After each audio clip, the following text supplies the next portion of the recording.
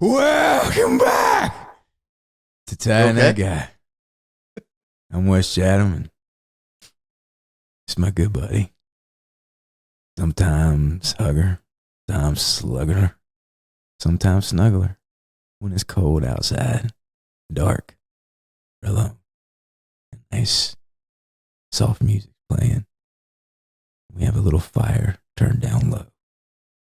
I can see the outline of his beard. I stroke it. To Ty and That Guy. This is my good buddy, Timothy Franck. And what was my name again? West Chatham.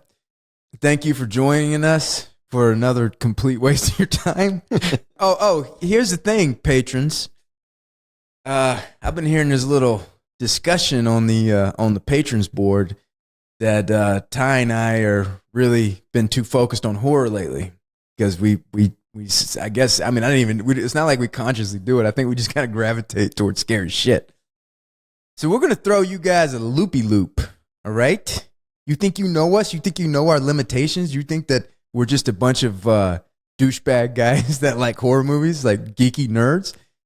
Well, you're right. But we also like other things. And so we're going to do a series with movies with a romance in the title. That's why I had a little romance beginning. Ty, do you see how I like keep it thematically throughout the whole thing? Like no, you're clearly the greatest podcaster. Well, you know, we've won an Emmy. Yeah. An Oscar. We got the Academy Award for greatest podcast. The Academy Award and the Nobel Peace Prize. the Nobel Podcast Prize. The Nobel Podcast Prize. We won it twice. I'm just kidding. We only won it once. But thank you guys for joining us. So we're doing a series of movies with romance in the title. And we're going to start this motherfucker out with... That's your cue, Ty. Yeah, so this makes me happy because you picked something with romance in the title that I actually like, which I was very surprised by. We're going to do the 80s classic, because of course we're 80s guys, the 80s classic Romancing the Stone, which in spite of having romance in the title, is actually more of a action comedy, which action comedy, I'm all here for it. I'm glad I didn't say the title because, you know, I've been known to get things wrong. I've always called this Romance and the Stone. and when when I watched this movie to get ready for this, I was like looking for it and I was like, Romancing the Stone? What the fuck is that? Romancing the Stone is the movie. Yeah.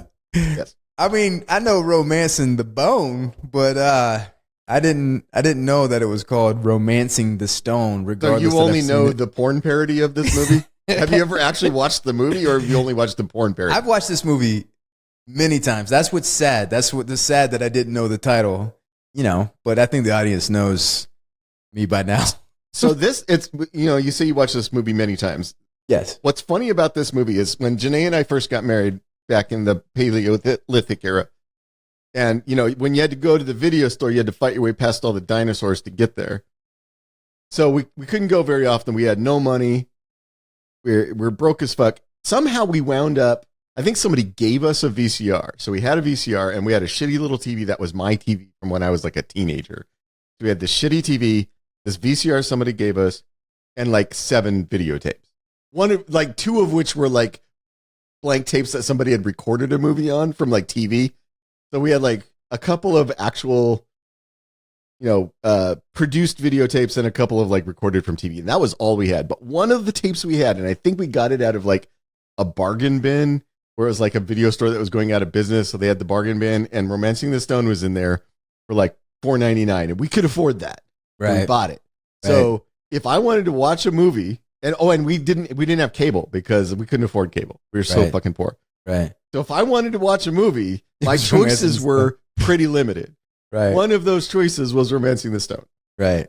So I have seen probably, weirdly, because this is not a movie I would think I would have watched a ton of times, probably like the 4th or 5th most watched movie that I have in my life is Romancing the Stone. Like Aliens, numbers? Blade Runner. It's not up to Aliens and Blade Runner level, but it's close. Right. but it's top 5 for me. And I wouldn't say it's at all one of my top 5 favorite movies at all.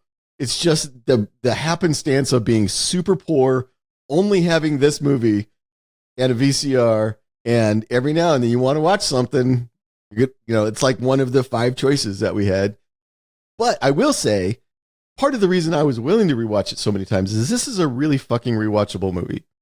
And Danny DeVito, this might be my absolute favorite Danny DeVito performance. He makes me laugh my ass off, even though I know every line he's about to say before. I can quote every Danny DeVito line from this movie. Yeah. It doesn't matter. His delivery, the way he plays this is so comedically pitch perfect. I still laugh my ass off, even as I'm saying the line with him when he says it. Yeah. And it's really kind of a nothing part that Danny DeVito. Bob Hopkins turned it down. Yeah. And so they got Danny DeVito. So it was kind of a nothing part. And I didn't realize that how much it was a nothing part, because what I remember about the movie is Danny DeVito, how fucking funny he is. And when you go back, so it's like, funny. It's just him making the most out of this part. Yeah. He's, there's a scene where he's sleeping in the car, snoring, and the hat's over his face, and you're dying laughing. Yes. Just like when he wakes up, and he has so much to do, and when he gets on the counter to rip, he's at the police station and he sees his the police station scene, and I'm sure you want to go through the movie, so I won't do the whole thing, but the police station scene is one of the funniest moments in any movie ever, and it's just him. It's him on a phone. Right. You don't even hear the other person. And he's trying to hide his face with the thing, and he's smoking a cigarette. Oh, my God. Yeah. Yeah. So if you have never seen this movie, listeners, all 4 of you, if you have never seen this movie, because it's an old movie, it's from the 80s, definitely go check it out. It is worth your time. And we're about to spoil the whole thing for you. So spoiler alert.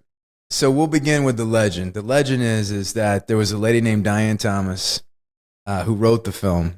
And she was a inspiring screenwriter, and she was a waitress. And the legend is that she was working the bar of the restaurant, and Michael Douglas came in. They got to know each other, and she got him the script that she did. And this was 1972. Oh, really? That's the legend. That's what everybody heard. That's kind of the rumor of it online. But what's probably the reality is she probably met people that are friends with Michael Douglas or whatever, and gave them the script, and they got it to Michael Douglas. But it's really tragic. So she got Michael Douglas' script, or it came across, and he read it, and he realized, and I think she wrote it in 1972, and I think he might have bought it 1978. Wow. So this so like 10 years before they made it almost. Yes, 10 years before they made it. And also what's interesting is that if you go back and read the old reviews, one of the things that they hammered over and over is that this was an Raiders of the Lost Ark ripoff. And the reality is it was written and bought before they made Raiders of the Lost Ark. It was the popularity of Raiders of the Lost Ark that made it possible to get made. That makes sense. That makes sense that they were riding the wave of Raiders when this got greenlit. Yeah. Right. So Michael Douglas had it for a long time, but it's interesting to go back and look at it, but he was not a movie star at that time. This movie made him a movie star, but I was going to say, I think this is one of the movies that turned him into a movie star. Yeah. Yeah. So he was on a TV show for years called The Streets of San Francisco, and then he did a movie called China Syndrome, and where he met I remember Sherry Lansing. At this point, he won an Oscar for the one who flew over the cuckoo's nest with Jack Nicholson. So he was a well established. He was more known as a producer and well established. So he was kind of like this TV guy who was Kirk Douglas's son, who had a TV show, was popular for a little bit, but he really became big time through being a producer. And so he had this movie, and they thought about, at one point, Clint Eastwood was being considered. At one point, Burt Reynolds was being considered. They thought about Jack Nicholson. They wanted the team they really wanted was Clint Eastwood and Barbra Streisand. And really, yeah. And what he realized is like there was a point there where he realized, I'm never going to get a part like this. And I've been trying to get a part like this. And if I'm going to do this, then this is the thing I should do. I should produce the movie that I want to be in to give me the career that I want to have. So why the fuck am I trying to find other people to do it? And I'm going to do it. And what gave him the opportunity to do that is Sherry Lansing became the head of Fox Studios at that time.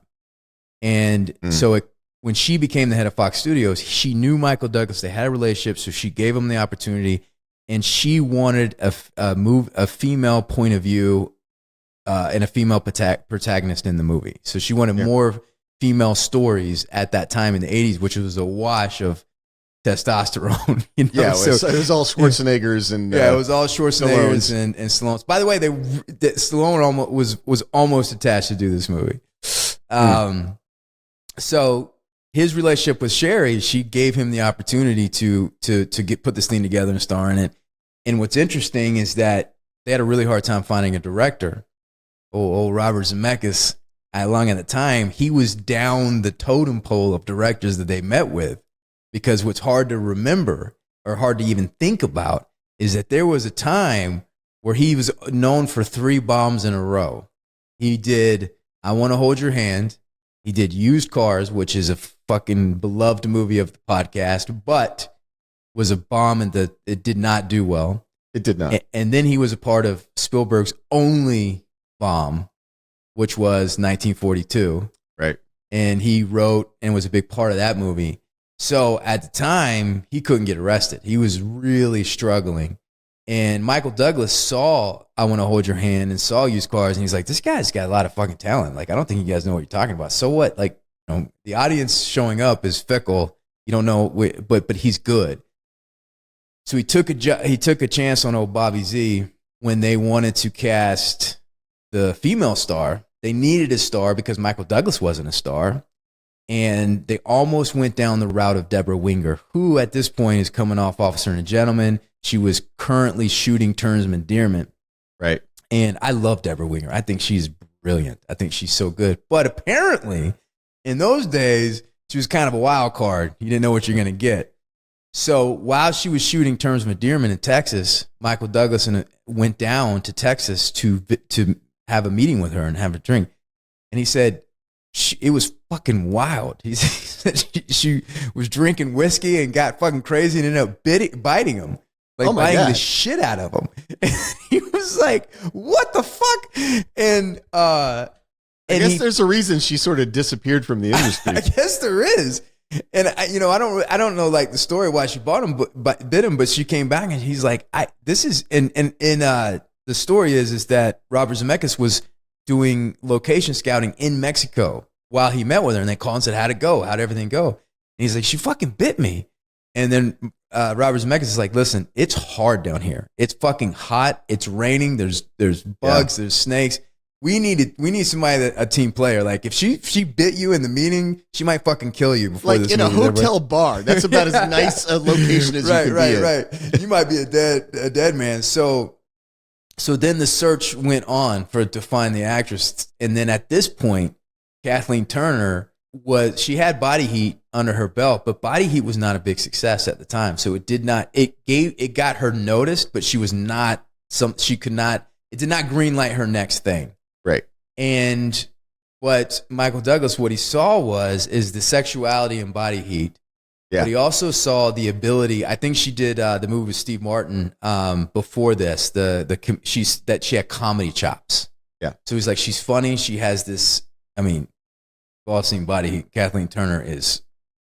What did they call in The Wraith? What did you say? What did David Lynch describe? That Sherilyn Fenn is 100 pounds of sex. Yeah.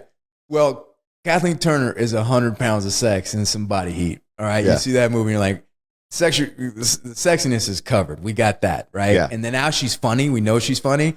And the thing if she could play Joan Wilder at the beginning of the movie, the one that's kind of mousy, shy and mousy, and lonely. And this is a tough part for an actor, and you have to get the right person because there is a huge range of things that she needs to play in this movie.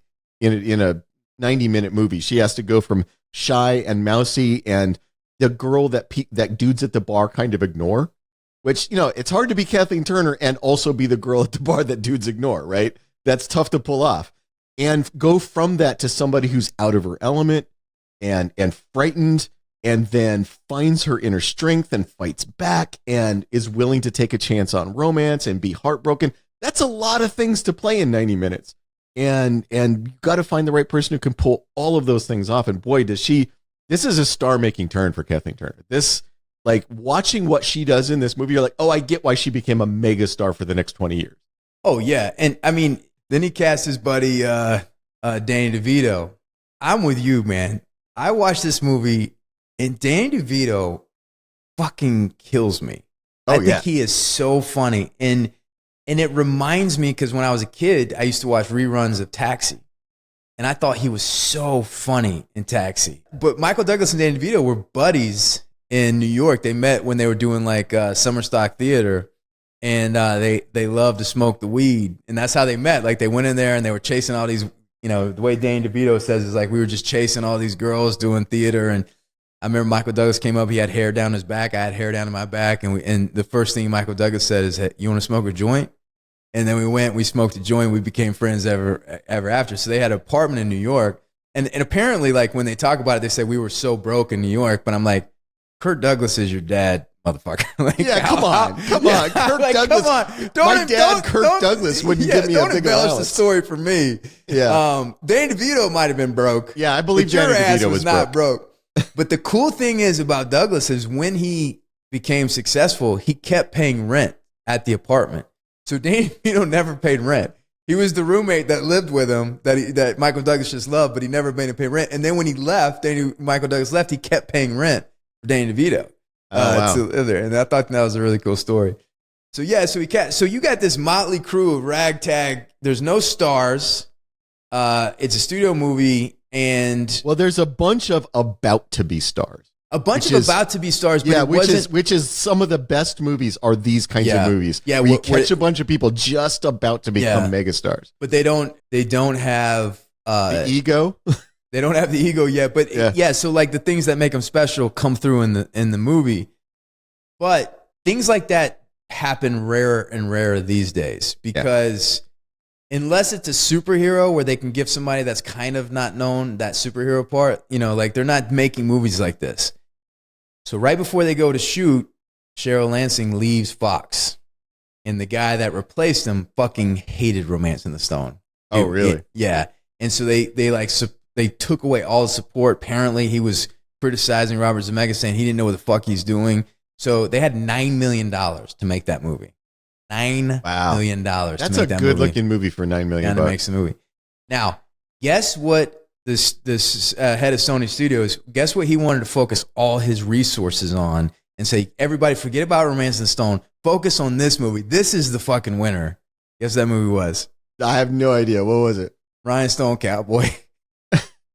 So the Rhinestone Cowboy, the Dolly Parton, Sylvester Stallone phenom of a movie, they were so focused on that. And they're like, this is our movie. This is our star. And they're like, fuck this movie in the jungle that they're making over there and everything. And Robert Zemeckis like busted his ass because they had to make the days that, because if they fucked up once, they were like done. They didn't want anything to do with that movie. Yeah, there was no margin for error. There was no margin for error. Especially at $9 million, because you got nothing for reshoots. You got nothing for, you can't like shoot a bunch of extra days. Yeah. Yeah. So Robert Zemeckis at that time was like hustling for jobs. He was director for hire, and he had Cocoon set up with Fox.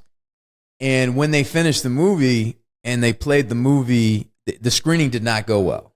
And Zemeckis is like, I was at the screening. It bombed. It did not go well, but I knew how to fix it. I knew that Joan Wilder was not fully established as a character, and I knew we needed to go back and do all the apartment stuff. They recast her editor. Her editor originally was a man who like had the hots for her, and she denied him. And the whole thing just didn't work. And so now they made it where it's kind of like a protector best friend. And right. Well, she's one of those character actors who's been in a million things. Always good. And she does a fantastic job. I think she's funny. She comes in, she's great. The scene where they're in the bar and she's trying to pick guys. I love it. I love that scene. Joan to hit on. And it's a hilarious scene. And I think too, like, that's what's fresh about, in this time having a woman write the script, because it's like such a female point of view of like how she's just going through these guys. Like a man wouldn't have written that scene probably, know? Janae and I still use the word Mondo Dismo. which is a man who takes advantage of helpless women. Yeah. Like, and that's totally that's what her editor just makes that up. Oh, that guy's a Mondo Dismo. Right. But she's fantastic. So they went back and reshot this stuff. It comes out and it is a phenomenal. It is a big hit.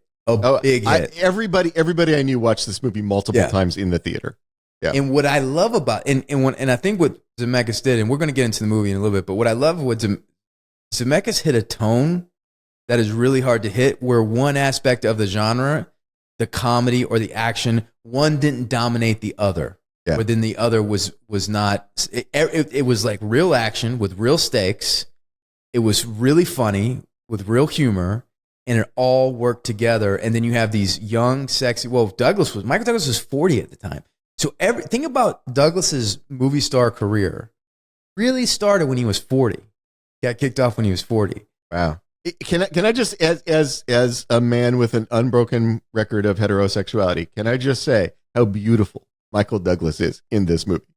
Hold on, an unbroken record. Like, is that like you're like scoring it? Like you come across a guy with a nice ass, and you're like, I look the other way. I didn't lose a point on that one. I'm sorry.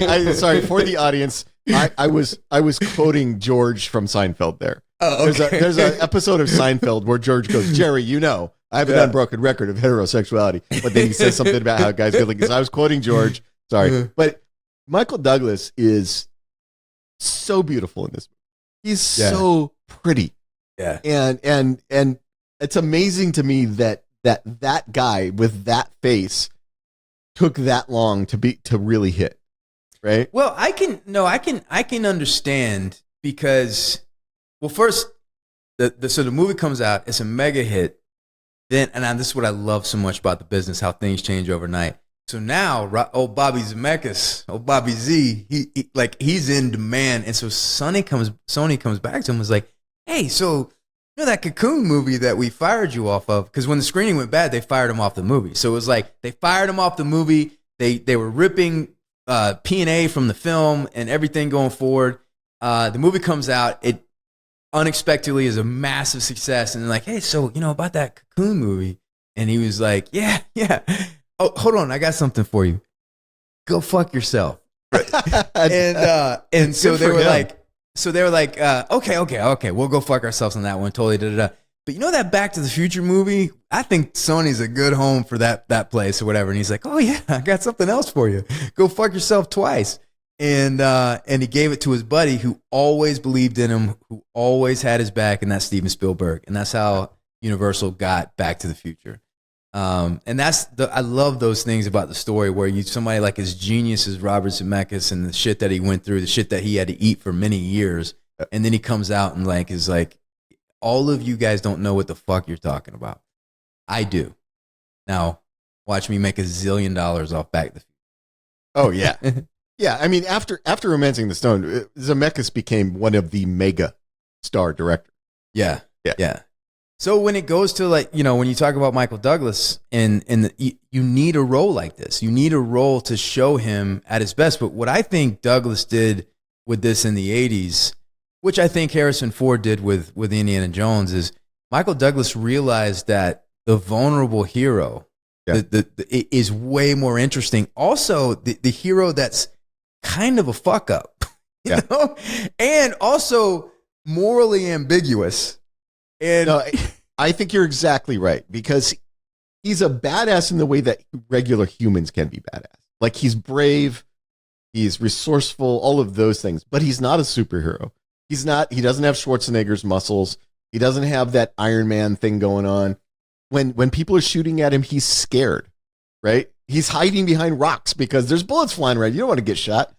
And he is a fuck up. Like when there's the scenes where when they find the crashed plane and they're hiding in it, and he's burning bricks of marijuana to heat the plane and snorting it, and he's like gets super high, and you realize this guy's just kind of a mess. Yeah. And he talked, the first time since we're not going to be doing a beat by beat on the movie, I'll just talk about it. The first time he and Joan meet, when her bus hits his truck. Let's. I mean, are you going to do a beat by beat? I'm not going to beat, but let's lead up to this point. Okay. So introduce Joan Wilder for us. Well, I mean, so when we first meet Joan Wilder, she is. I think this is one of the things that the movie kind of gets right about publishing. So Joan Wilder is a romance writer. Romance writers can make a lot of money, and Joan's got an apartment in a nice building in New York, so she's clearly got some money. But and her shoes are Italian. Her shoes are Italian. Her clothes are nice. But romance writers don't get any respect. Even though you can make a lot of money as a romance writer, they typically don't get any respect. So you're still sort of in the ghetto of publishing, even though you can make a lot of money from publishing. And when we find Joan, that's kind of where she is. She's got an editor who really likes her. Her books do well. She's got money. You know, she's buying Italian shoes and living in a nice apartment in New York. But she's not, you know, J.K. Rowling. She's not George R.R. Martin. She's not Stephen King. She's not somebody that has like fans who are chasing her down the street, right? And she's kind of this mousy, unassuming, like her only companion is a cat that like she, you know, when she publishes a book, he gets a special treat. You know, it's that kind of thing. She seems kind of lonely. And we, you know, when the great scene in the bar where she and her editor go to a bar and her editor's trying to fix her up with guys going like, Joan, you should find somebody. And Joan has the thing about Joan, and we see this in her writing, because one of the clever things the movie does is make little mini movies out of scenes from Joan's book that she's writing. Well, like the false opening. Yeah. The false opening where she's writing a romance Western, and we see like the main character in the Western is a woman who's meeting this like dangerous man who's fighting off these like bloodthirsty cowboys to save her, right? That Joan has an idea of what romance should be that doesn't match up to most reality, right? Mm-hmm. So Joan wants to be swept off her feet. She wants the dangerous man who defends her, protects her from these evil cowboys and sweeps her off her feet. She doesn't want to pick up a dude in a bar. Mm-hmm. Yeah. And so she's kind of trapped by that romantic idea of what it should be. Right. Yeah, she's a hopeless romantic, and she's kind of a victim of that because she has this idealized man that she writes over and over and over, and she has this image of what it is. And when she's in the bar, nobody's going to stack up to what she can create in her imagination.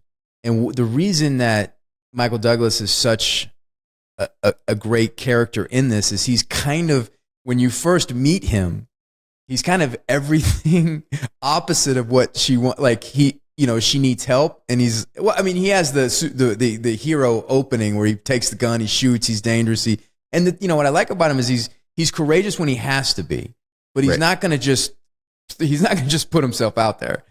But, you know, so she's alone in this jungle, and she needs, you know, I know I'm jumping ahead or whatever, but what I like is the first thing he says is like, how much are you going to pay me? Yeah. Like, how much are you going to? Because he's a Mondo Dismo. He's a Mondo Dismo. He's a man who takes advantage of helpless women. Yeah. And she's like, motherfucker, like, you know, but go ahead. So we'll go to now it's established that she's this romance writer. When we first meet, when we first have the two of them meet, it's because the bus she's riding, and let's establish. So the point of the story is her sister and her sister's husband living in Colombia.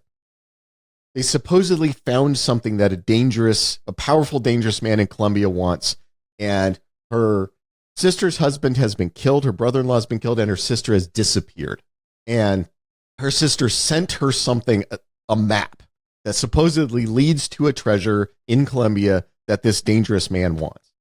And the dangerous man has let her know, if you bring me the map, I will release your sister. So it's a trade. It's like, I'll bring the map to Colombia, I'll give it to this guy, he'll give me my sister back, I can rescue my sister. That's sort of what kicks off the story.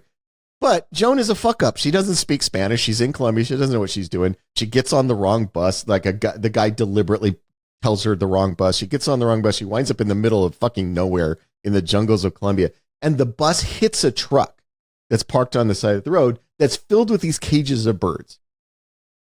Michael Douglas, when he shows up, those were his birds. And they have this interesting conversation later about why he's in Colombia catching birds. That really ties into the whole, what makes his character interesting. Because you talked about the vulnerable hero. The hero's not awesome. He's not a superhero. And he's kind of a fuck up. And the birds are related to that. So when we meet him, he has now lost. He tells you later, 50 grand. 6 months catching those birds. Yeah. Right? So he spent 6 months of his life catching all these rare birds. The bus hits it. All the birds are gone.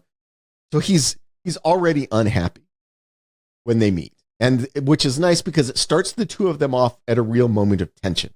He's pissed. He lost all his birds. She's lost in the middle of the jungle. She has no idea how to get out of there. And his first reaction to her is, will you pay me to get you out of the jungle? Because I just lost everything I have. Yeah. But she does have a little bit of pulling rank. Yeah. She does have a little bit of like, you're a jungle man. Like, I have Italian shoes. Like, get me the fuck out of here, you Neanderthal kind of a thing. Well, she has money and he doesn't. Yes. Like, I have money. But it alludes to the fact, but the movie alludes that he had something to do with, he was in the drug trade early on. So when he's talking about the birds or whatever, and she's like, so it's kind of random, like you deal with illicit birds in this thing. And he says it's a hell of a lot safer than dealing with this shit. And he throws it in the fire. So you're like, oh, this guy has a little bit of a thug.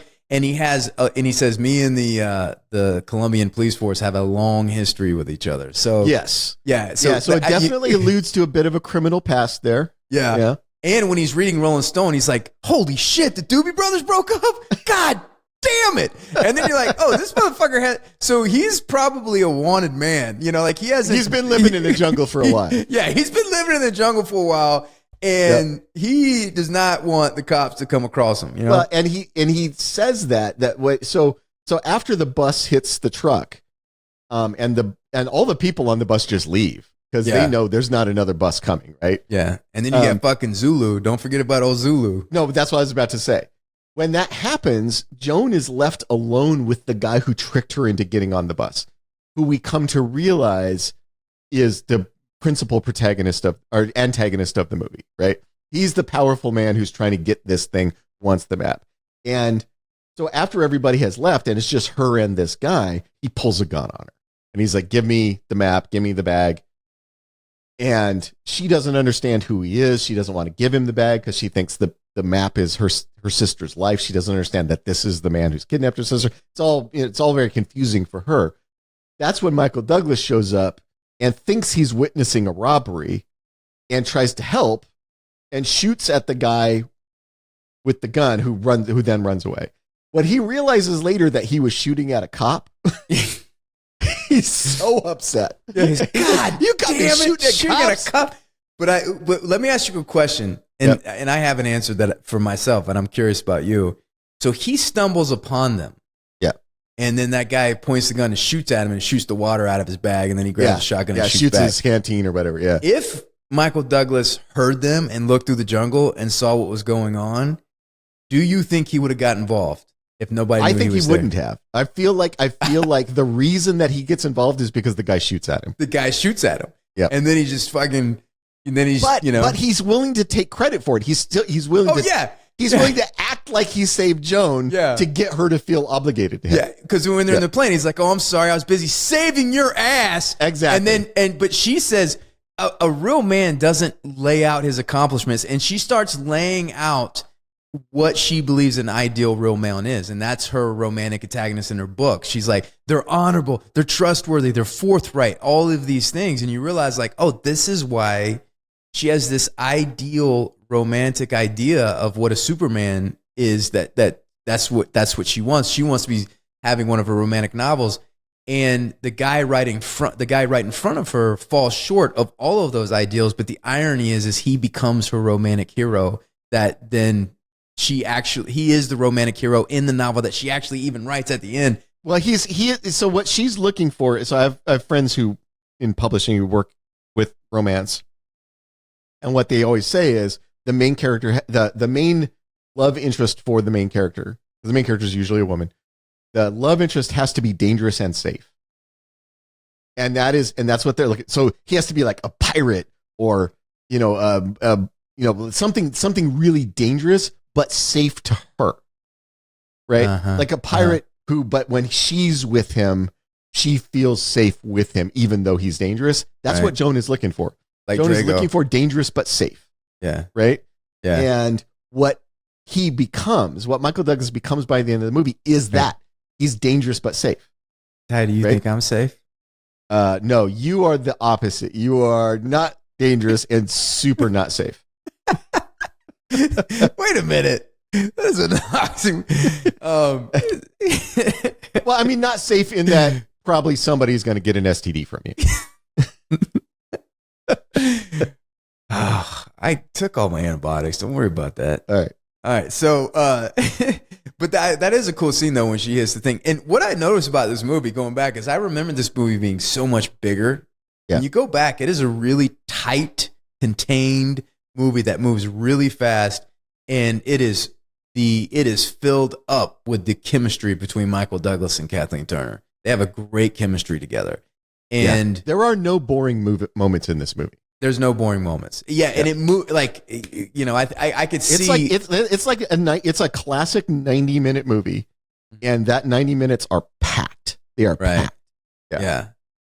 And them right after that, them having the mudslide scene, and she falls in first with those beautiful legs, and they're out of the water, and he falls in, in between them, and then he comes up and he looks at her, and you realize like this is the first moment in the movie where he sees her sexuality, where he's like, oh wait, all this shit was covered up earlier, and Michael Douglas, and we all know from Michael Douglas's career, he is very good at playing that attraction, that sexual attraction, and that flirting, but like flirting, that sexual flirting.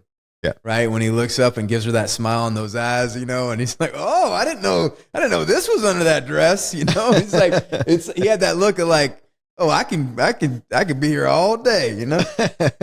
Yeah. I mean, and that really is the first moment where he realizes that, but she's still on the "you're disgusting" train. It takes her longer to warm up to him. Yeah. Because she's violating the things that she believes, the values that she thinks is important in the ideal man. And he's like, "Hey, lady, you're gonna have to pay me." Then he negotiates. Then he grinds her on the payment. And then the greatest is when she says, "Okay," and she walks and leaves her bag. Oh my God! Such a great physical comedy moment. Such a great moment.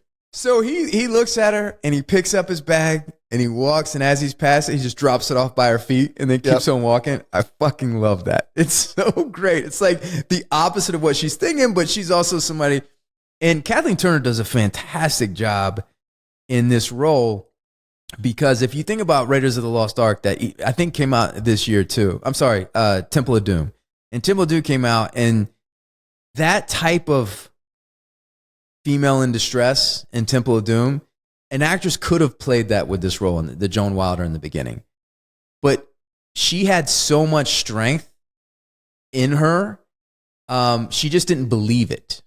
But when the moments happened, when she was tested, so like when they get to the pre-Columbian Art Bridge, right, when they go down and they're getting shot at and it's over this massive gorge, he's like, fuck, we're fucked. We can't cross that bridge. So he's like, I'm going to take my stand. And he puts like 152 bullets in that shotgun. Yeah, that shotgun holds 1,000 rounds. It has 1,000 rounds, which, by the way, it was not operating like a shotgun when he was shooting at Zulu on the thing. I mean, unless he had slugs in it.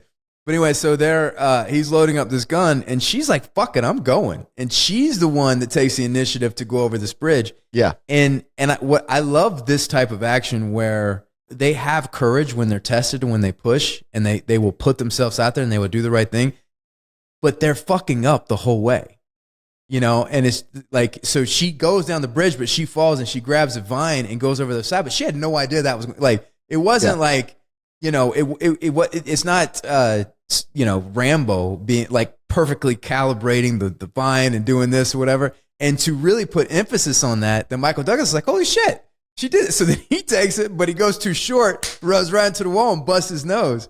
Yeah. And I mean, and it's a movie. It's all movie logic, because you cannot ask what that vine is connected to.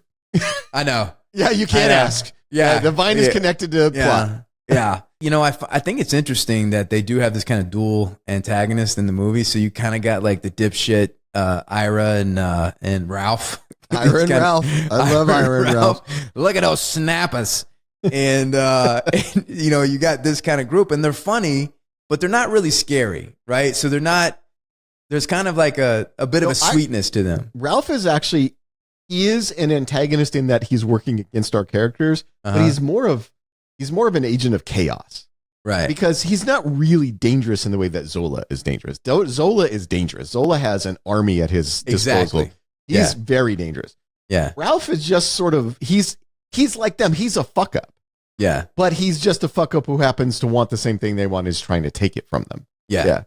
And because I wonder, I didn't read Diane Thomas's, and we should take a little sidestep to talk about Diane Thomas a little bit, but I didn't read her original script. But I think it's really smart what she did, because Zolo is really fucking scary. Like, he murders that guy in her apartment. Yeah. And, you know, he stabs, and he's got a whole army to his disposal. So that raises the stakes. I don't think Ira and Ralph would have been enough. Like Danny DeVito, like when Danny DeVito was running with the jewel, and he just fucking tossed him and got back in the car and drove and running, and it's great, and I'm so glad he's there. But it would have felt a little bit like the Goonies, you know, if it was just them, because the Goonies, like, you're never really scared of the bad guys, you know. I wonder if that idea was in the original script, or if they were writing it, because how many scripts have you read with it's just Zolo? Or it's just Ira and Ralph, you know? I think most scripts would want just one or the other. And in fact, if you turn that script in, you're going to get the note, do we need both? Can it just be one or the other? That is a note you will absolutely get. Right. Yeah. And I'm curious of where that came from. Where do you think it came from? I don't know. It's a good idea, though. It's just an extra little layer of, because the Ralph character isn't unimportant in the story, because the Ralph character, by adding just that element of chaos that he adds, changes the way the story comes out. Yeah. And I think, though, it's a much weaker story without him. So I'm glad that they kept both. I am too. I think it works really well. And then also what happens is you kind of get on Danny DeVito's side. You kind of root for him a little bit, you know? And then it kind of becomes part of the thing. Especially after Ira leaves him. Yeah, what the fuck, Ira? That's so fucked up. But I want to by the way, another thing from this movie that my wife and I quote constantly is, she'll go, "When are you going to do the thing?" I'll go, "Soon." How soon? Very soon. We quote that all the time. That's like part of the language of our marriage. Right? Wow. Couples that quote together stay together. Well, because she and I watched that movie together so many times when we were first married, so it just became part of our thing.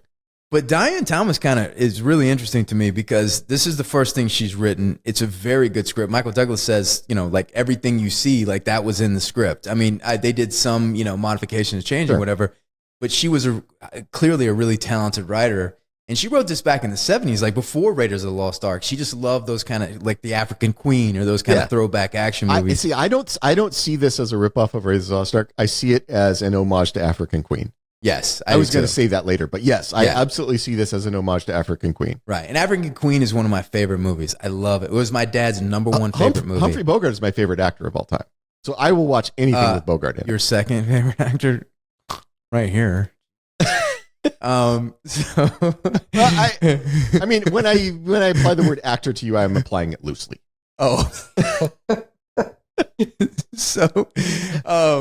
So Diane Thomas wrote the screenplay. This movie was a big hit. Spielberg, she was off to the fucking races. So she started writing on the third Indiana Jones movie. Oh, really? Right after this. Yeah, she was part of the process of developing, and she was a part of developing and writing Always, the movie. Oh, really? Yeah, Spielberg saw her talent. And Douglas said, we tried to get her for Jewel of the Nile, and she was too expensive. And so, he said that, you know, he was like she couldn't even get a hold of her to do it. And it's such an amazing story, because she was a waitress and she had the script. Douglas paid her $250,000 in the 70s for this script. That's life-changing money. Yeah, that's life-changing money. Yep. So with the success of the movie, Michael Douglas said she always wanted a Porsche. She was always obsessed with Porsches. So the movie was such a successful hit that he bought her a Porsche, right? Oh, wow. Now that's cool. Isn't that cool? That's just cool. He was like, he got her this thing, and it was a surprise. It wasn't like a part of a deal or part of anything. It's like, you did such a good job. And this was, here you go. This is a gift for you. And by the way, I heard Tom Selleck did that in Magnum PI. He hit the whole cast Porsches. Really? And I'm just saying. Shouldn't he have bought them Ferraris? Yeah, that didn't make sense, right? Yeah. Maybe Ferraris are more expensive. But I'm just saying, The Expanse was wildly successful. Where's our Porsche Alcon? Right? Yeah. Alcon never got me a Porsche. Yeah, we never got no fucking Porsches. Should we send like all the moments where people have got cars when their show becomes successful? Yeah. Because like as a subtle thing. 6 seasons and I don't even get a fucking Porsche? We don't get a Porsche. So the tragedy is that Diane Thomas and her boyfriend were out drinking, and her boyfriend was driving her Porsche, and he killed them both. He wrecked and killed them. You know? And it's really sad because she's clearly a talent, and she was really on her way in doing this thing. So kids, do not drink and drive. Do not drink and drive. And And then it was a fucking dipshit boyfriend. Like, she probably wouldn't have wrecked if she was driving. Like, don't let your kids, don't let your boyfriend drive. Don't let your drunk boyfriend drive your Porsche. Do not let your drunk boyfriend drive your car. Fuck that guy. Right? Yeah. Fuck him. Anyway, back to the movie. I lost track of where we are. I don't know where we are, but I do like when they go to that village. Don't say so there's a few moments that are for me the pinnacle moments of the movie comedically. Yeah. One is Danny DeVito in the police station, which we can talk about later. Let's talk about that scene. Well, and then the other moment is the Joan Wilder and Michael Douglas's character. He's Jack, right? Yeah. Jack T. Colton. Yeah, Jack T. stands for trustworthy. For trustworthy. they go to that village, and it is ruled over by somebody who is clearly connected to the drug trade. Yeah. And they ask about a phone or a car, and the whole conversation with, I don't have a car, I have a little mule, Pepe. Yeah. And the whole conversation, but the great moment. So the great comedians, moment. I have a mule, Pepe. I have a Pepe. The great moment in it, and this is something that so Narain Shankar, the showrunner on The Expanse, in the writers, he's a huge Romancing the Stone fan. Why didn't Narain buy us a Porsche? Because he fucking sucks. He's the worst. He sucks. He sucks. But he's a huge Romancing the Stone fan, and this is the scene he most often quoted in the writers' room. The thing when they go up to the door and all these scary looking characters tell them that there's only one car in town and it's owned by I want to call him El Guapo because it's the same actor who played El Guapo, but that's not his name in the movie. It's Juan, the bell maker. That's right. Bell maker. Yeah. Bell maker, my ass. Yeah, Juan the bell maker. But he's played by the guy who plays El Guapo from Three Amigos. Joan Wilder? Anyway, so they go up, they knock on the door. These scary looking dudes who have been following them the whole time. They knock on the door.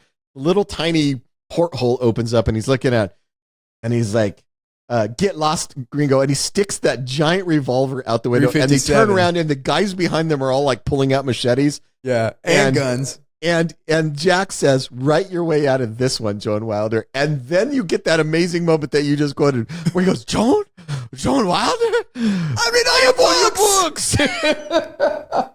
And then the dude opens the door. He's so excited. He's talking to the scary dudes with the machete. He's like, that's Juanita Wilder. And they're like, Juanita Wilder. And they're all excited. And he goes, "It's the books I read you every Sunday." And it's like all of a sudden, I read your books to them. Yeah. And then it becomes like this sweet thing where he reads like bedtime stories to his gang members. To his scary gang members. Yeah, they're all sitting around reading these romance novels. And they go like, it was hilarious. It's Juanita Wilder. Yeah. And then you walk in this house, and it is like the most like domesticated, nice. There's like a weight bench. There's like 80s rock and roll playing. There's like like a pool and everything. Like, come, look at my house. Yeah. I could be a character in your books. Yeah, I could be a character in your books. And he's like, it's so great. That whole sequence is so great. And I love how he just disregards Michael Douglas. He didn't give a fuck about him. He hands Michael Douglas her bag. Yeah. He like do that thing and sits. What does he say? Close the door. And then he closes the door as he's hugging or whatever. And he's like, "We can hang out. We can, It's so funny. No, that sequence is great. But then it leads up to the chase. Yeah. But hold on. Let's how perfect. What a great story moment where the editor sets it up in the beginning because she's like, she talks about how popular her, yeah, she talks about how popular her books were down in Colombia. She says your books do very well in those macho countries. Yeah, his books do very well in macho. So it's set up and is there, and then you see this and you're like, how the fuck are they going to get out of this? And the fact that he's a big fan of her books is completely unexpected from these. But it doesn't feel unearned. But it doesn't feel unearned. Yep. Because then it's like, oh, because, this and the big fan, and then it just works. No, it's very well set up because when she says she's going to Colombia, she tells her editor, she says, I have to go to Colombia. My sister needs help. I'm going there. And her editor's trying to talk her out of it. She's like, you don't understand what these countries are like. And then that's when she mentions, your books do very well in these macho countries. So it feels like she's talking about one thing. Yeah. But she sets up a fact of the world that when you hit this moment, you go, oh, that's right. That's right. The editor said these guys like her books. So it doesn't feel out of left field. It doesn't feel unearned. It's so well done. I feel like in lesser writers or in lesser hands, they would try to pull it off with no setup. Yeah. And they're like, this guy just loves movies, but it was just done really well. Yeah. Yeah. And then he talks about Pepe. By the way, fucking Pepe's awesome. That Bronco. Pepe is awesome. The thing that this movie does too, that the great movies do. So the great movies, obviously your main characters have to be great. Your protagonist and antagonist have to have great dynamics, all of that. But great movies also, each of the little side characters pops. And Juan pops. Like he's only in the movie for a couple of minutes, but he's so great. And you love him and you understand his relationship with Joan. You understand who he is as a character. He pops off the screen. And then when he reveals Pepe the mule, it's such a great moment. He's like, this is my little mule, Pepe. Yeah. And it's like that amazing four-wheeler truck. Yeah. It's like with Danny DeVito. I mean, if you think about the screen time that Danny DeVito has, it's very limited. It's a really small part. And the reason that I keep bringing it up is because I thought Danny DeVito was the main part, like in my memory. Right. Because I thought it was like one of the stars of the movie. Your memory of him in the movie is so much bigger than the reality. Yes. And that tells you something about what he was doing. Because he's really just kind of following her most of the time. When you remember when he's like talking shit to his cousin, what's his name? Ira. When he's talking shit to Ira, and he's like, you maricon, he's on the phone. Yeah. And then Michael Douglas, and they pull up right next to his phone. He's like, you lucky motherfucker. Like, it's just fucking great. It's great. Yeah, no, and that's the other thing too, is Ira is barely in the movie. But I have very vivid memories of Ira. That's how good this movie is at making every character pop. Yeah. So they get on the Pepe, which is a badass Ford Bronco down there. They do this like cool jump over a river. They get to the other side. What was his Lupe went into we became a priest and it was a great disappointment to the family. But it was his old escape route that he used. Lupe's escape. It's just that ramp that pops up out of the ground. I've used it many times. Yeah, and then it goes over. So at this point, Michael Douglas recognizes they're on the other side. They're laying in the fields, and Michael Douglas recognizes the tree. They realize that they're close to where the treasure map is. And what I like about this is that the moral ambiguity. I know how to fucking say it. Ambiguity. When Zulu was chasing after them. When Zulu, ambiguity in romance. You know what? I know you know how to say it. I just like fucking with you. In romance and the stone. So he recognized this, but what's really interesting is the tension of what's Michael Douglas going to do? Yes. Is he going to choose the right? Is he going to do right by Kathleen Turner and be the hero that she always wanted, or is he going to betray her and take this and go buy his boat? Well, and that is and so let's set that up a little bit. So there's a few romance moments in this movie. One of the first ones is when they're in the plane together, when they're trucking through the jungle. They find the downed plane filled with bales of pot, and they have this moment together where they're breathing pot smoke from the fire. They're drinking Jack Daniels. He finds a bottle of Jack Daniels. I thought it was tequila. It was Jack Daniels. Oh, cool. And she says, this is my sister's favorite drink, and it's a bottle of Jack Daniels. Well, here's what I love about it is He takes a swig and he hands it to her, and when he looks away, she washes off. She wipes it off, yeah. But that leads to a moment where they're both high, they're both a little drunk, and they share some personal moments. He lets her know why he was collecting birds, that all his life he's been looking for shortcuts to, and his dream is this boat. He shows her the picture of the boat. So we know about him now. We know that he's a guy who's been looking for a shortcut to this thing that he wants, and he's never been able to do it.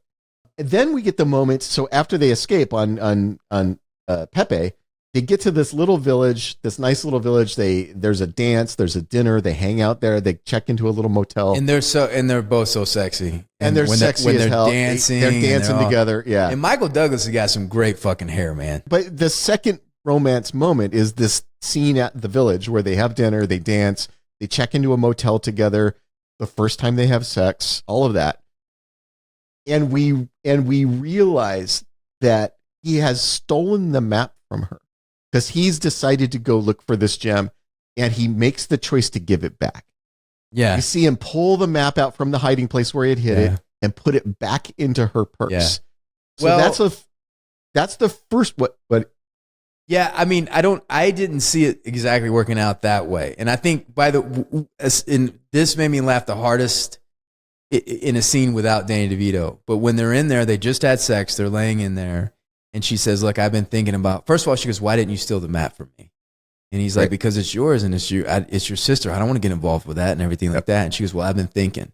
And she says, I think you might be right. If we get this gem, it might give me the leverage. And she says, I really want you to have that boat. Says that, yes. like, I really, and like, basically, she goes, but if it comes down to it, my sister's life will come first. And he says, absolutely, absolutely. Then they start kissing. Then he takes the map that he did steal from her. He absolutely stole it. Puts it back in the bag. And I'm like, that's fantastic. That's great. Yeah. Now, I'm not saying that this is a truly selfless act when he pulls the map out and puts it back in her bag. But I think he recognizes that she's open to finding the gem for themselves. I think if she didn't say, let's go get the gem, then she wouldn't have got that map back. No, I agree. At that point. No, I agree with that. That's right. But at the same time, for him, there is more risk to his dream in giving her the map back than in keeping it for himself. So it's still in the right gesture direction toward his feelings toward her. It's not a 100% selfless gesture. Yeah. It's not like he's not like he's completely on her side now. But it's a gesture in that move direction. in that direction. Yeah. Yeah. Yeah. Because going and finding it with her is still riskier than just getting it himself. Right. And he makes the choice to do that. Right. Yeah. But so when they go after the gem, that's where Danny DeVito comes back into the story. So we need to talk about what puts Danny DeVito back on their trail. And that is the scene in the police station that builds up to that. The scene in the police station is absolutely one of my favorite scenes in the entire movie. I think it's the funniest scene in the entire movie. And it is a one-man show of Danny DeVito being the fucking funniest person on the planet by himself for like 2 minutes. Well, even leading up to that, when he picks up Zulu in the car. Yeah. Did I say it wrong? Zolo. When he picks up Zolo in the car, and they're in the car, and he's like, "I don't speak," and he's trying to speak into English. He's like, pulls his hat down, and Zolo's like, "Don't speak "You speak English, Americanos, hate Americanos, spit on him."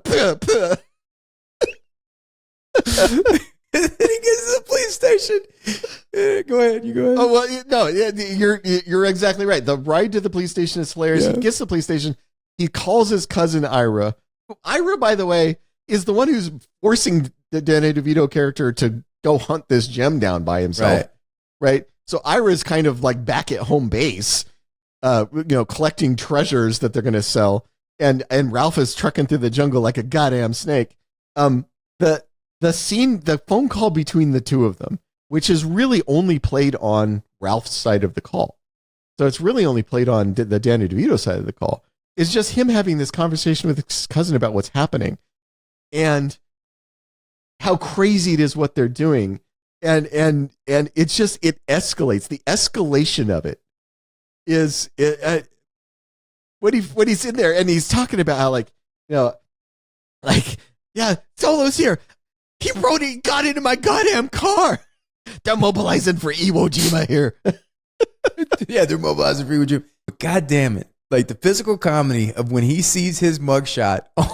Yeah, he has a wanted poster on the bulletin board in the police station, and he tries to grab it and goes over the. Oh my God. Yeah. The physical comedy there is amazing, and this is all him. He has nobody to play off of.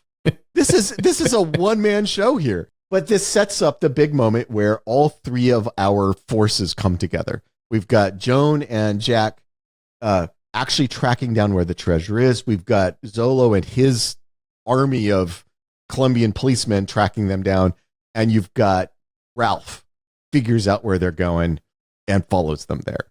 And so we get this awesome collision of finally all of the things come together now. And it leads up to the big chase sequence. There's a big chase sequence.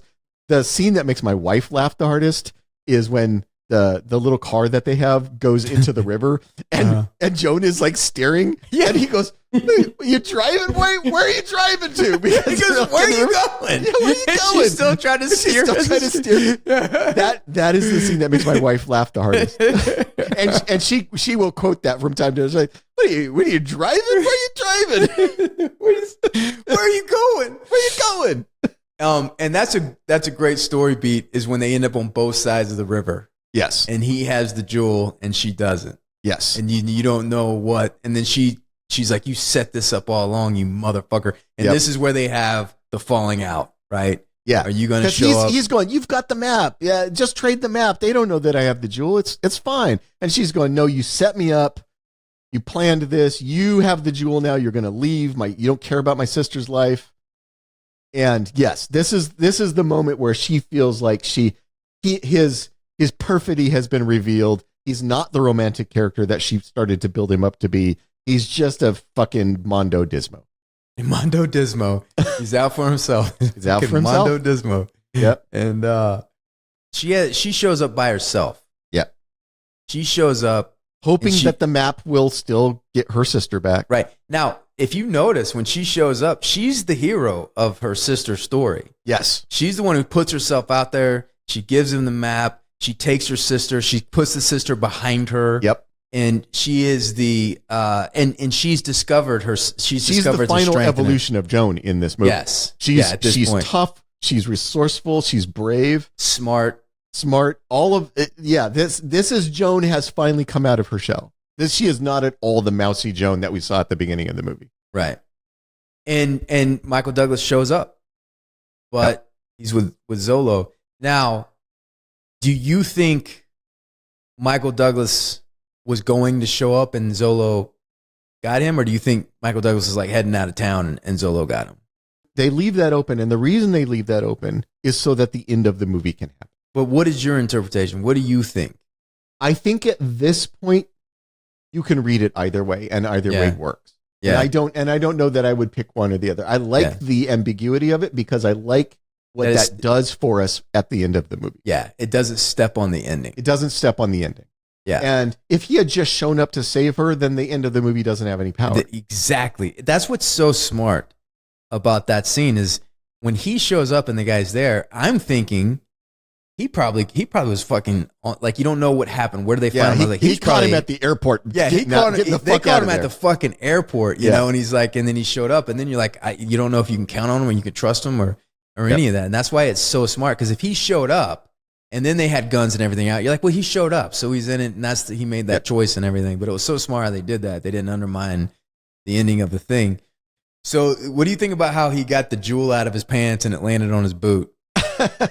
I mean, it's a good comedic moment, because when he says, you know, when she gives him the map and he says, he lights the map on fire and he's like, this map doesn't matter. He already has the stone. Give me the stone. He's like, oh, I don't have it. I don't know what you're talking about. What stone? And then one of the guards rifle butts Michael Douglas in the groin, which if you're a man, that is not going to be a pleasant thing to have happen. No. But rifle butts him in the groin. And then you just see something sliding down his pant leg. And everybody's staring at him. By the way, Danny DeVito's look as the thing is sliding down is one of the funniest things in the movie. He doesn't say a word. He's just looking. Like he's like leaning forward. His eyes are so big. Because like the joke is, did he just rifle butt his dick off? Is that his dick sliding down his pants right now? Right? That's the joke. But then when it actually falls out onto his boot, they shine the light down there and we finally see he's got the stone. He's got the whatever, the El Corazon, I guess is the name of it. It's this emerald heart. Right. Yeah. And now this is the sequence that I was talking about at the beginning. I do think the randomness of this sequence, it puts me off just a tad. Which thing is random? Well, he kicks the stone. Yep. Zolo catches the stone, and then an alligator comes right at that point in time and they teed it up because they had blood. They got the shark, the alligator's all ready for blood or whatever. And then he catches it, and then the alligator comes and then bites off his hand. I just like it when Jack T. Colton is pushed. He knows what he's doing a little bit more. Like this was completely just a Hail Mary. He just threw the thing. The guy caught it. The alligator bit his hand off, and in the chaos. Okay, that part of it, yes. I mean, I think they've spent enough time talking about alligators that having an alligator matter at the end doesn't throw me out. But I think what Jack is just trying to do is buy time. Yeah. He's just trying to, and I think what he's trying to do is kick the gem into the alligator pit so that they can't just immediately get it, because he knows the minute they get that gem, everybody's dead, right? So I understand. I think but as soon as it's in the alligator pit, they don't need him either. They're going to kill him anyway. Well, but he's hoping to keep them distracted for a second, because as soon as they stop paying attention, he moves into action. He elbows the guy, grabs the gun, starts shooting. Like I understand what his plan was. I think the only random element for me is that Zolo was quick enough to catch it. Yeah. Right. And then the alligator bites him. But we've seen those alligators biting stuff. Yeah. It's over there. I mean, enough times at that point. It's very smart. It's all well done. It's just a little bit of that randomness just kind of takes it down a little bit. You have that actor allergy to that. So that all actors have an allergy to anything that happens that isn't caused by the character. Yeah. Because I think the character is established enough where you could use where he could proactively do something, which he is proactive in what he does, but he could do something that is in line with who we've known him to be, even if he fucks up, that is him motivating it. Then, they set Michael Douglas up with that great decision, and this is really smart how they end it. So what I love the choice that Michael Douglas has to make. He has this alligator, this jewel is in the alligator, but Joan Wilder. There's something that happens before that I think is really important. Yeah. Because is part of what happens with Zolo getting his hand bit off is it allows a one-on-one confrontation between him and Joan that is more equal. Because if it's full power Zolo versus Joan, he's a bad dude. He's a guy we've already seen him murder people.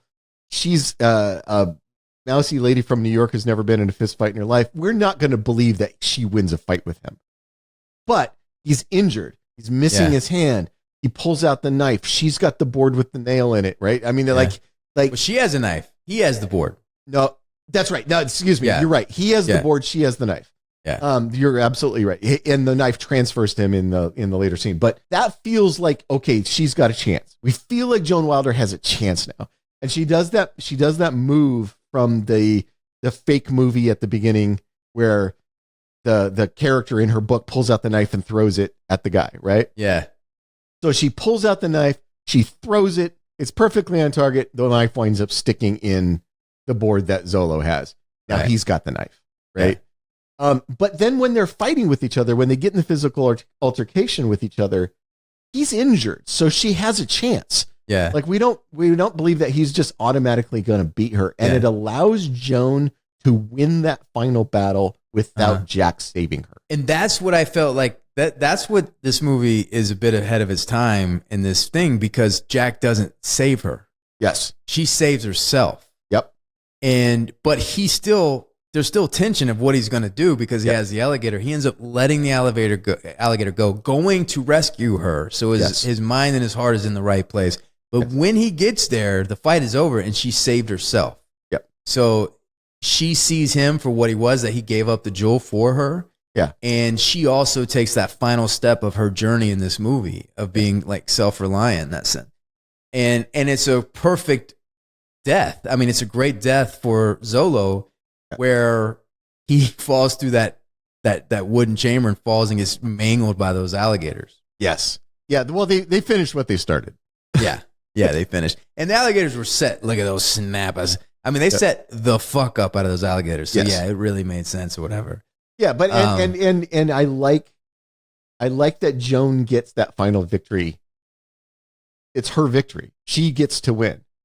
That the movie is not nearly as satisfying if she doesn't get that win at the end. And she does save her sister, and she accomplishes the things she came to South America to accomplish.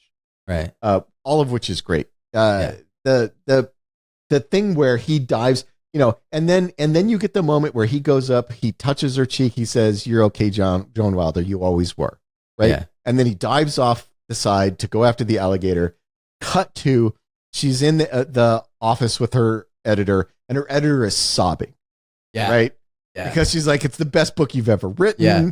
But Joan Wilder physically is completely different. Her hair is like completely. She's got makeup on. She's in a dinner suit. You get to that last shot of her in the editor's office. She's glowing. Yeah, she's just like a completely transformed being.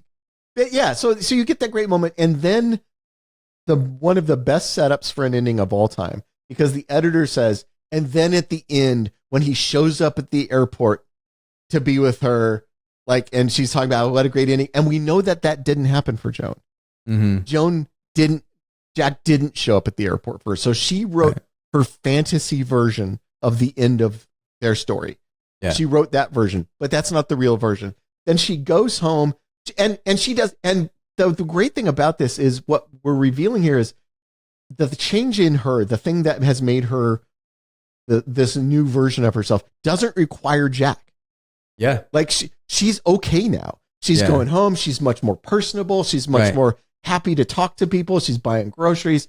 We see this new version of her that doesn't require that Jack be there, but she gets there. She sees the boat. Like if she doesn't see Jack at the end, the transformation and the journey she's going to be okay. She's going to be okay. She's the new Joan Wilder. Yep. And the great thing about Kathleen Turner, she's got such inner strength, and she's so intelligent. She's so smart.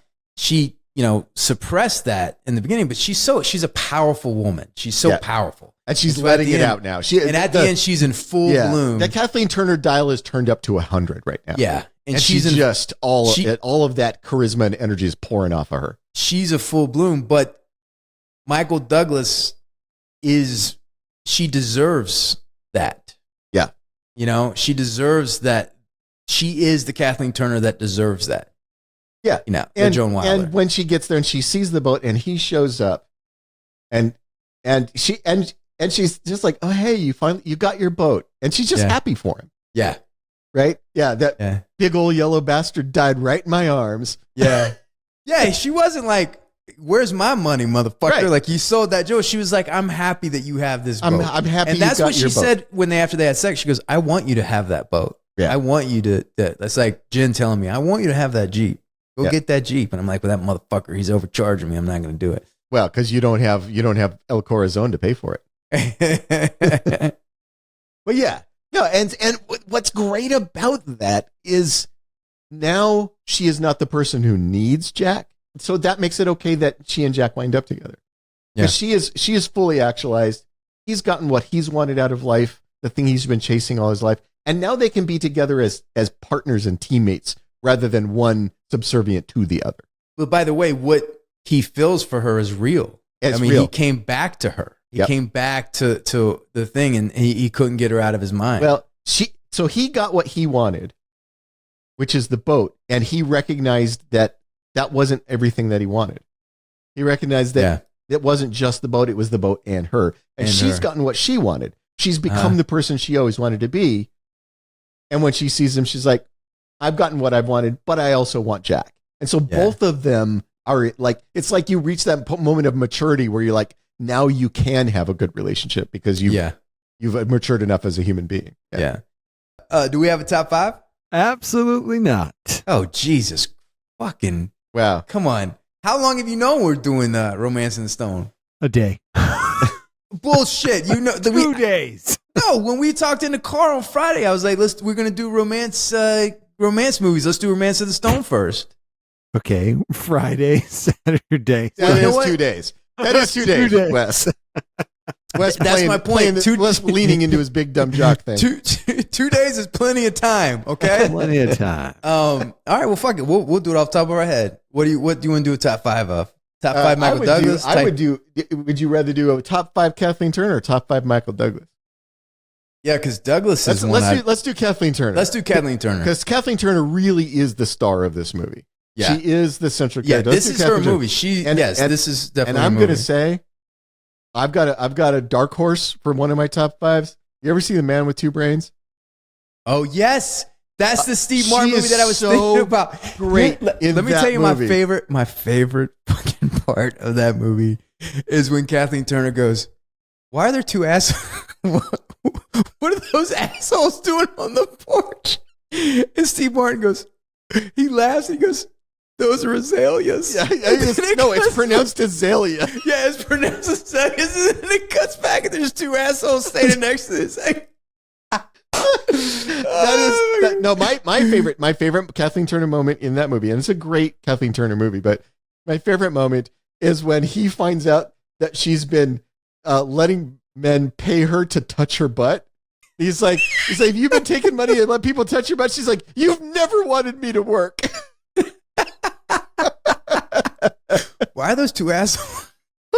It's pronounced azaleas.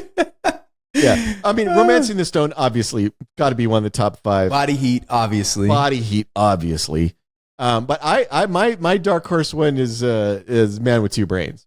I love Man with Two Brains. I would definitely do man. Ooh, I got a strong one from that, a personal strong. I don't know if you feel the same way about this movie, but I love Peggy Sue Got Married. Well, so the thing with Peggy Sue Got Married is it's also a Nicolas Cage tour de force. Yeah, exactly. It is. Yeah. Nicolas Cage is in not rare form, in standard form. Now, I mean, as an also ran, I think her doing the voice of Jessica Rabbit is a big part of why Who Framed Roger Rabbit is great. She's fantastic as the voice of Jessica Rabbit. Yeah. The only reason I wouldn't put it in my top 5 is because it's not actually her. It's a voice thing, but it's still so fantastic. I think that I think that it could be in the top 5 because it's a voice performance. It's a fantastic voice performance. Just like I think one of Scarlett's for me, the top 5 are going to be things where actually I'm seeing her. Oh, I see. But I thought Scarlett Johansson was so good in her. Yeah. And her voice was so good that it made the movie. And I know for a fact because they shot the movie with another actress and another voice and the movie didn't work. Yeah. And they got Scarlett Johansson and they did it. So it was really good. But I think Jessica Rabbit's such an iconic character and such an iconic part. And her voice is so, I think her voice is irreplaceable. Yeah. I don't know any other actor that could do Jessica Rabbit that would be the Jessica Rabbit. She's so sexy. Yeah. Wait, so we have 4 now, right? Yeah.